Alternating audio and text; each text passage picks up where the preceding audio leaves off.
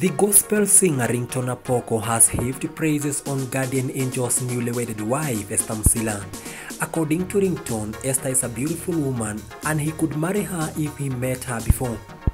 Ringtone said this while blasting Andrew Kibe for attacking Guardian and Esther over their age differences. Nataka niambie Andrew Kibe kwamba Guardian Angel ameoa Esther Musila na wanapendana. Wakenya hawana haja ya relationship yao. Ni watu wawili wako na vitambulisho, wako na ruhusa ya kufanya chochote. Guardian Angel ameoa mwanamke mrembo.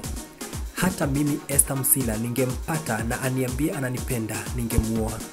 Lakini congratulations Guardian Angel, Ringtone said.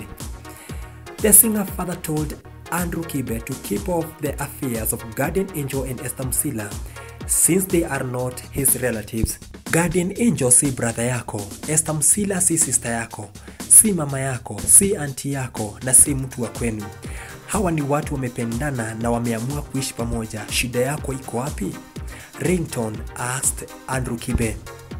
This follows a video from Andrew Kibe where he criticized Esther Musila and Guardian Angel for getting married yet they have a big age difference. The couple has been subjected to judgments from members of the public over their relationship, but on their wedding day they proved haters wrong. They have been sharing pictures of their wedding day and Guardian Angel released a song to surprise the love of his life.